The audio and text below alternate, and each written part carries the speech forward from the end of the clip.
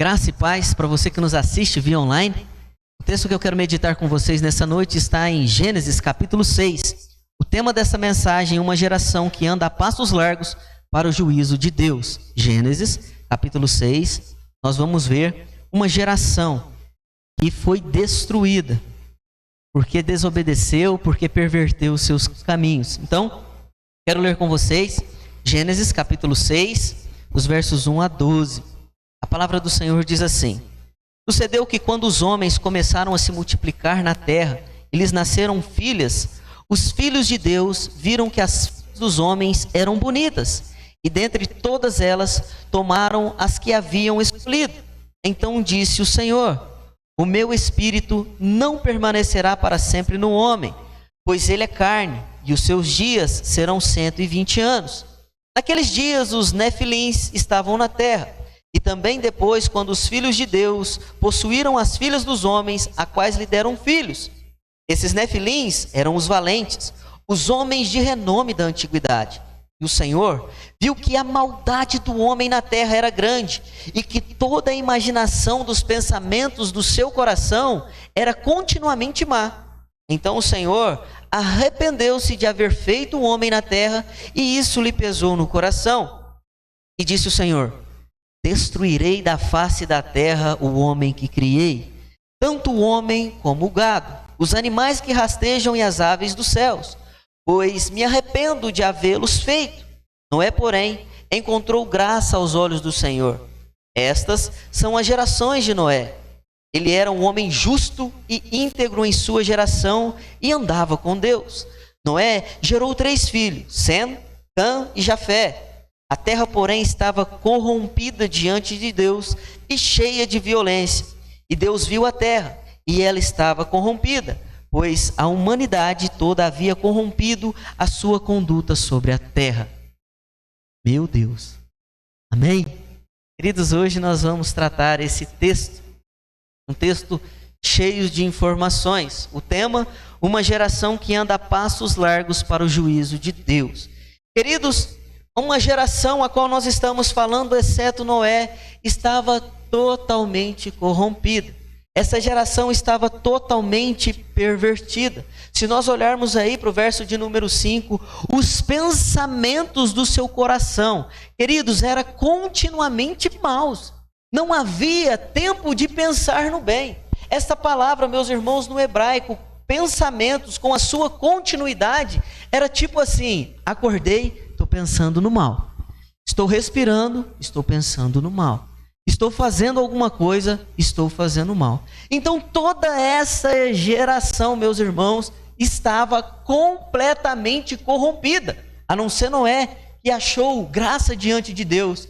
E é a primeira vez, meus irmãos, no relato bíblico que vai aparecer a palavra justo. Verso 9. Ele era um homem justo e íntegro em sua geração e andava com Deus. Exceto Noé, meus irmãos, estava totalmente corrompida aquela geração. Essa geração, ela foi caminhando rapidamente para o seu final. E o final dessa geração foi o dilúvio.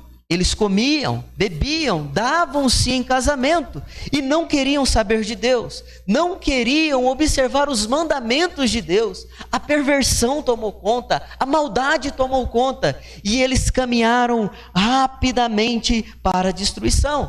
Noé, um homem justo, um homem íntegro, os advertiu. Vai comigo, meus irmãos, para 2 Pedro, capítulo 2. 2 Pedro. Capítulo 2,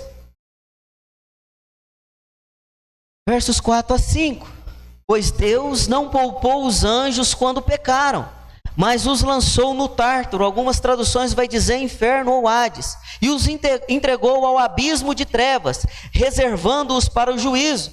Também não poupou o mundo antigo, embora tenha sido preservado Noé, pregador da justiça, junto com mais 7 pessoas, ao trazer o dilúvio sobre o mundo dos ímpios. Ou seja, esse Noé, um homem íntegro, um homem justo, ele pregava a justiça de Deus. Mas esta geração, meus irmãos, não queria saber nada de Deus. Talvez você já está pensando: ih, pastor, está igual a nós.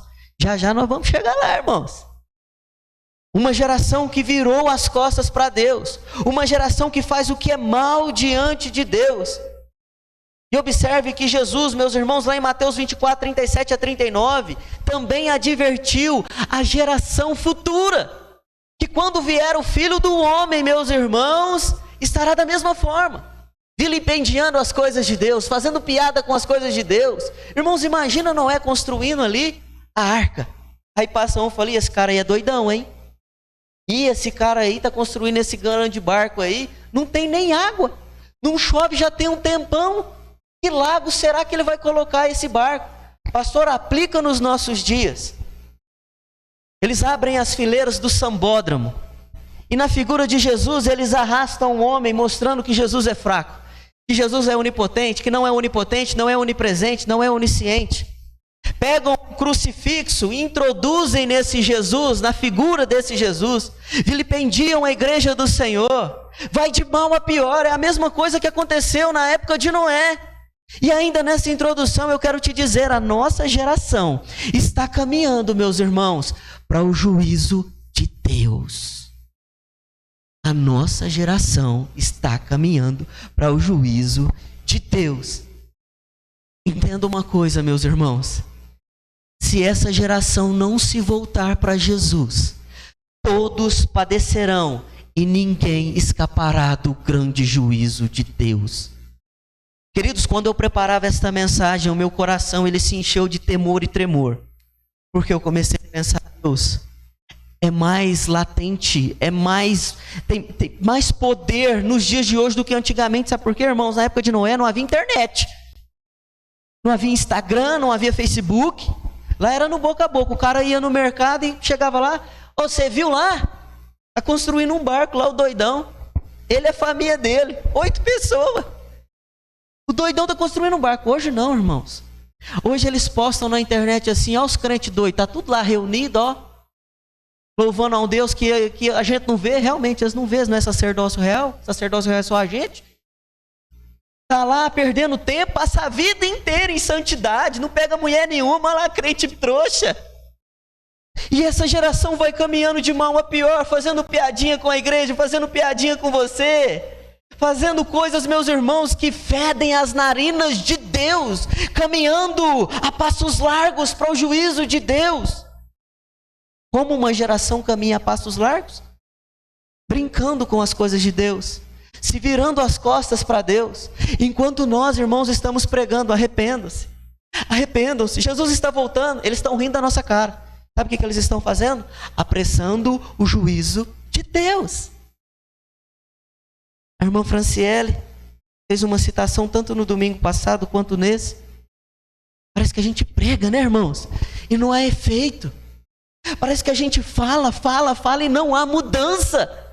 Parece que a gente quer o bem das pessoas e fala, não, eu não quero esse Deus. Sabe o que essas pessoas estão fazendo?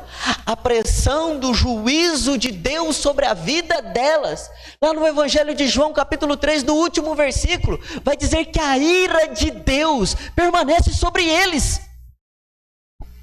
Estão apressando o juízo de Deus, não se arrependem, brincam com as coisas de Deus, brincam com o agente de Deus na terra que é a igreja. Estão apressando o juízo de Deus.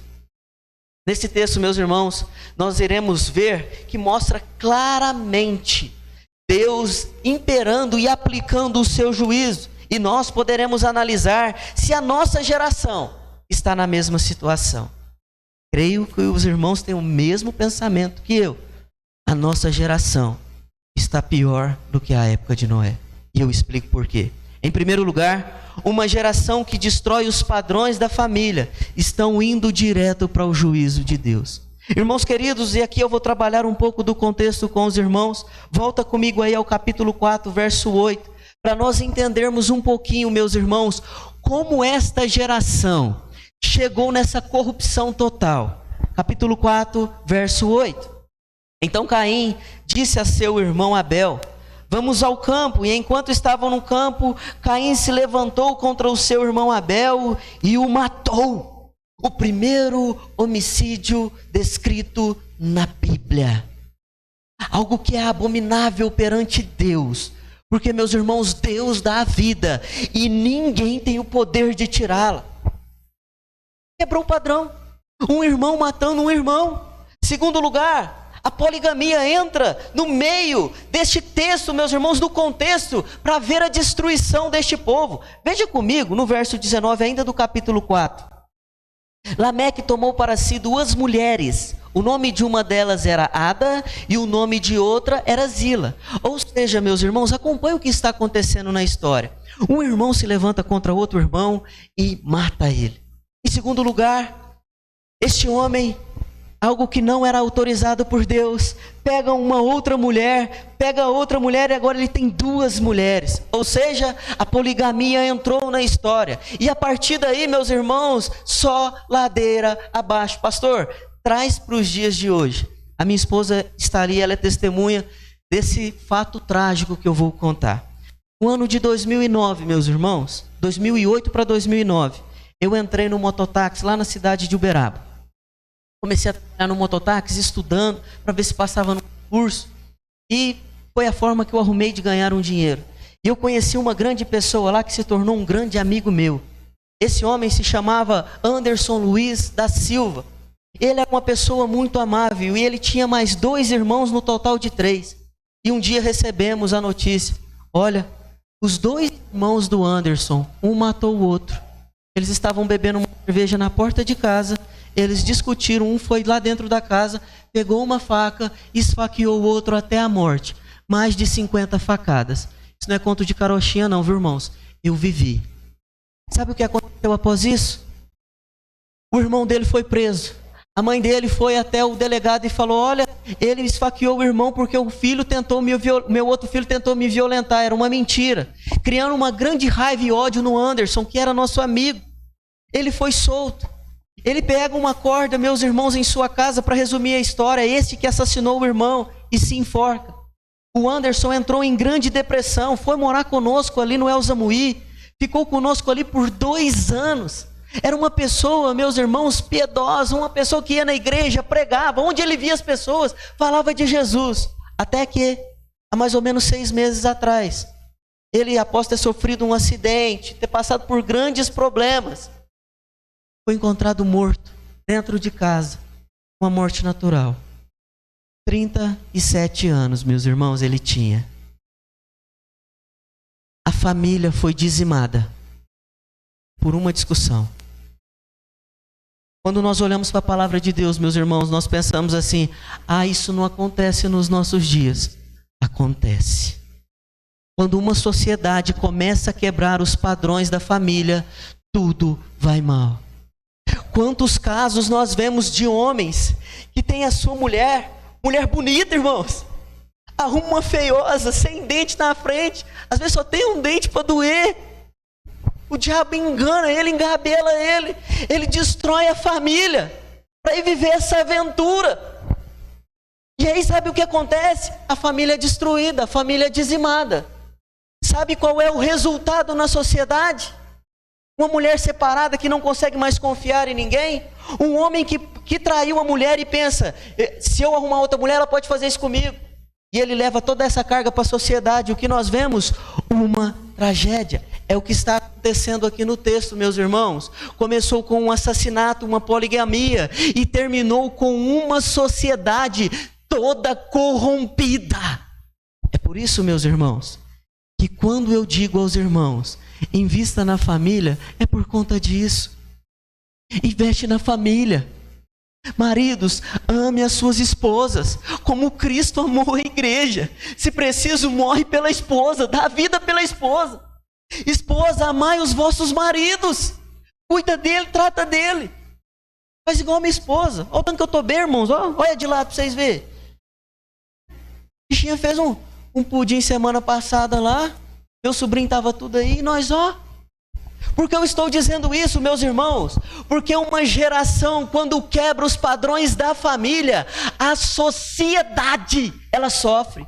A sociedade é penalizada. A sociedade, meus irmãos, é destruída. Foi assim no tempo de Noé.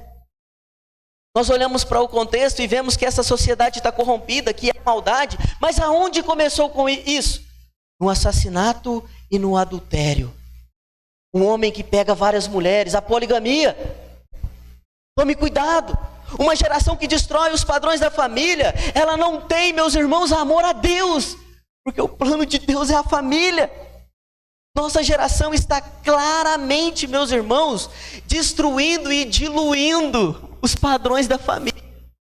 Se não der certo, eu separo. Eu arrumo outra, eu arrumo outro. Que isso, meus irmãos? Nós devemos manter os padrões da família, cuidar da família, porque uma geração que anda a passos largos para o juízo de Deus, ela não quer saber, meus irmãos, da família. Nesse contexto, nós devemos observar o plano de Satanás em derrotar o povo de Deus. Queridos, depois do capítulo 3, do verso 15, Satanás não aparece mais. Os irmãos já observaram isso no texto? Mesmo que ele não apareça, o plano dele está sendo imperado. Por quê? Os filhos de Deus são os servos de Deus e o povo de Deus. As filhas dos homens não pertencem ao povo de Deus. Satanás então pega as mulheres mais bonitas e coloca diante dos filhos de Deus. Escolhe, meu filho. Escolhe. E está o povo de Deus se misturando com aqueles que não é de Deus. Está o povo de Deus fazendo aquilo, meus irmãos, que não agrada a Deus. Sabe o que acontece? Uma tragédia na sociedade. Porque Satanás, meus irmãos, ele começa assim. É numa conversinha no WhatsApp, é numa conversinha no Instagram, Facebook.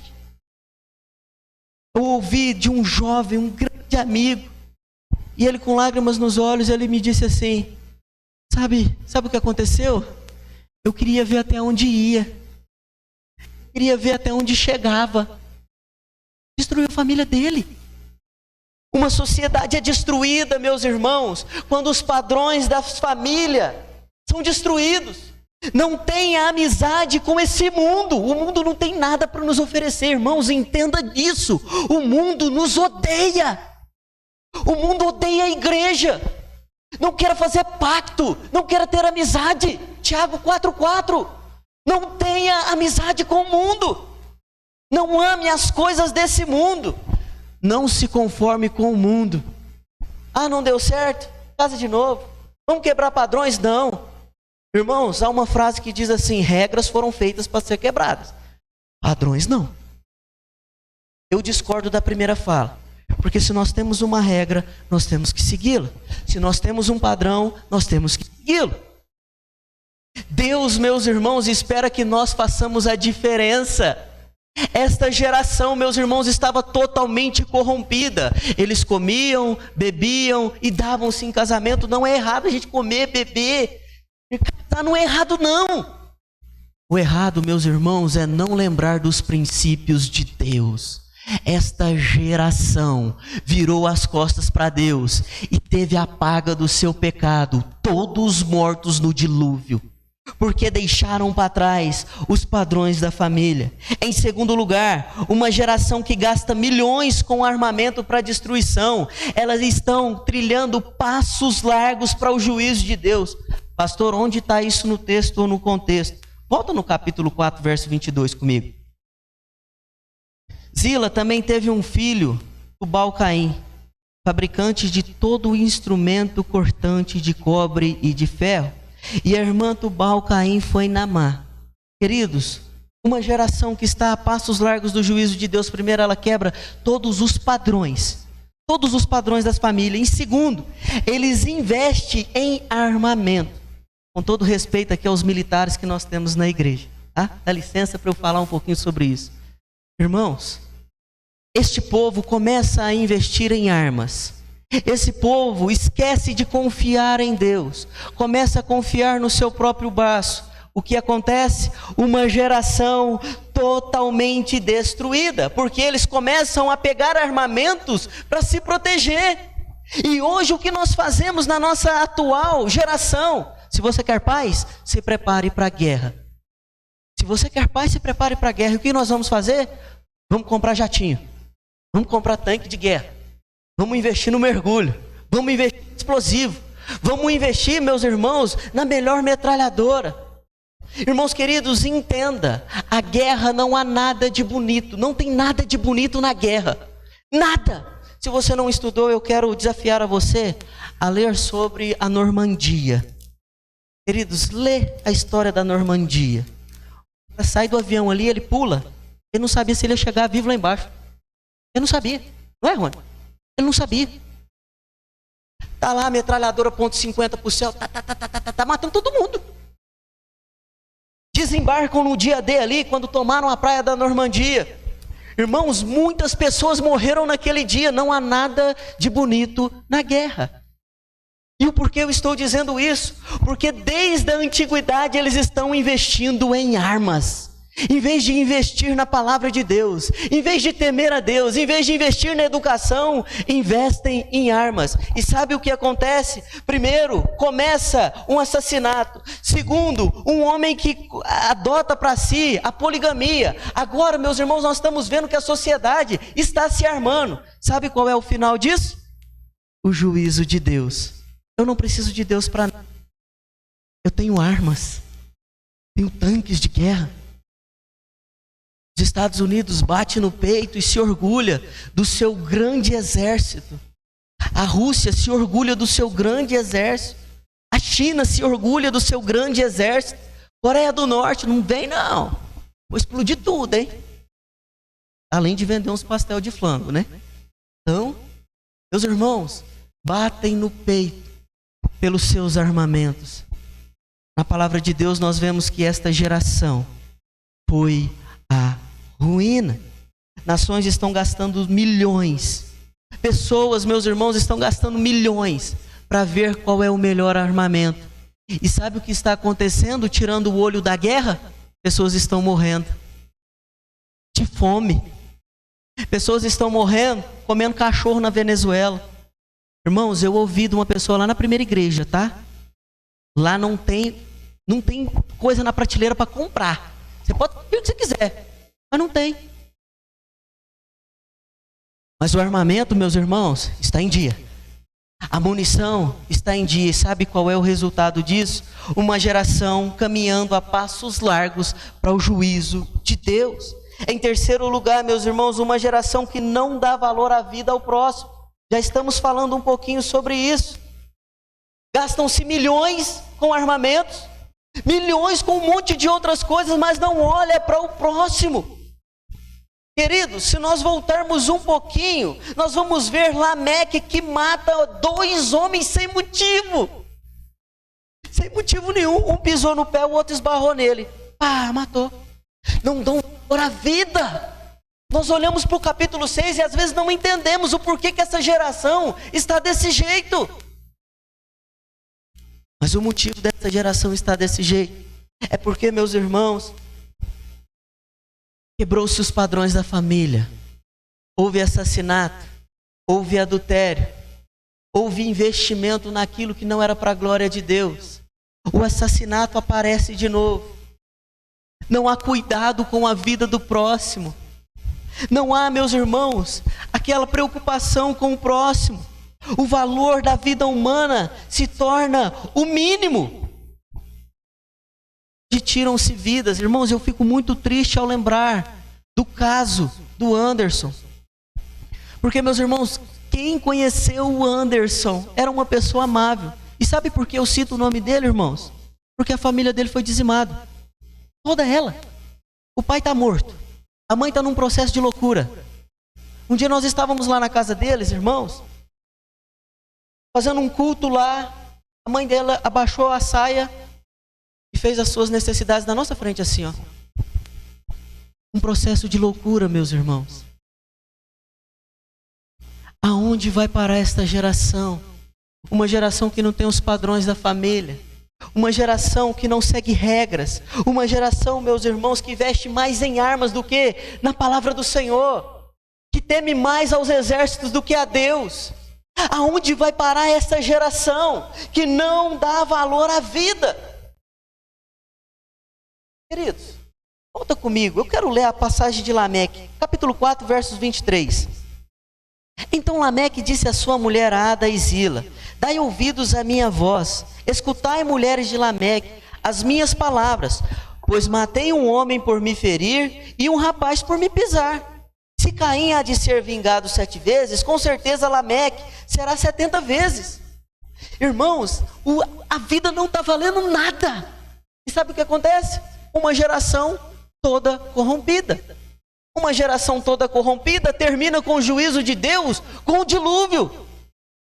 E na nossa geração, meus irmãos, será que nós valorizamos a vida?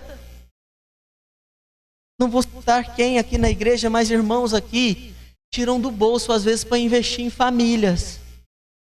Irmãos tiram de dentro de casa, tiram em famílias. Irmãos, vem com uma cesta básica, está aqui, pastor, para investir em famílias, vidas. Vamos fazer isso, vamos fazer aquilo, está aqui, pastor, o dinheiro. Nem me fala quanto que é, para investir em vidas. Mas será que a nossa geração tem essa preocupação? Será que nós individualmente temos essa preocupação?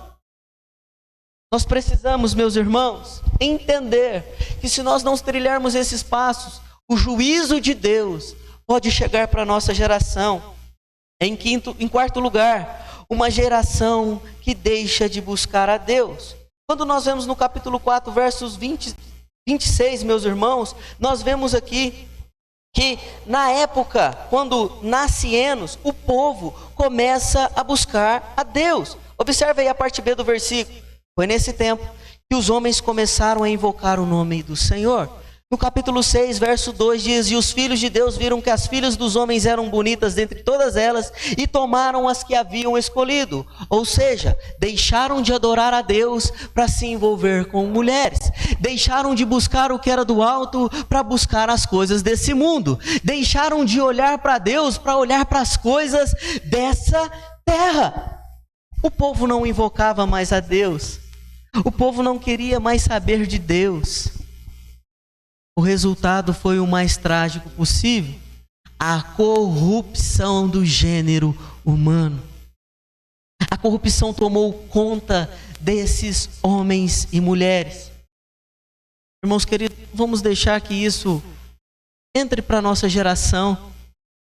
Vamos manter os padrões da família.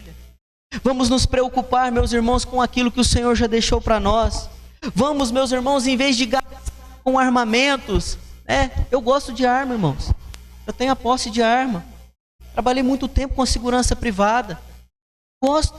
Mas em vez de investir nisso, vamos investir no conhecimento da palavra de Deus.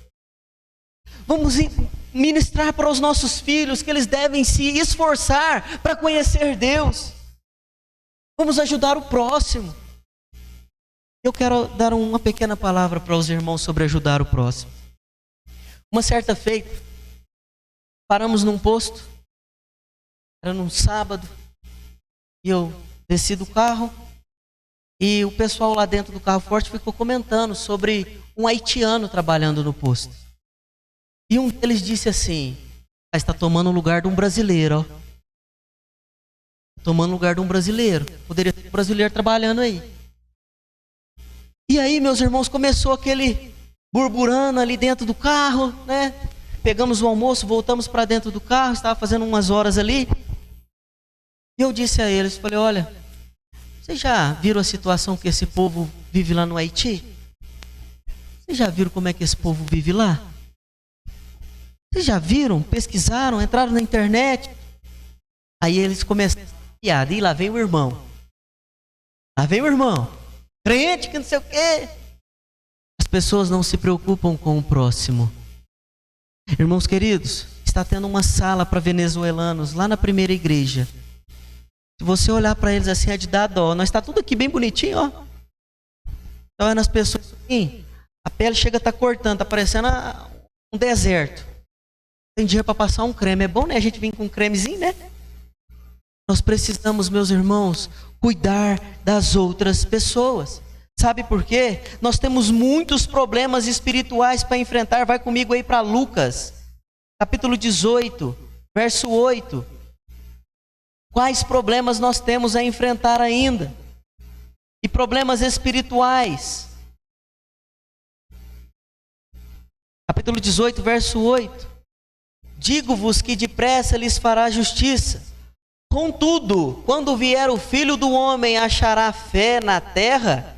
Vai comigo agora para Mateus 24, 12, para nós vermos o segundo problema. Mateus 24, 12.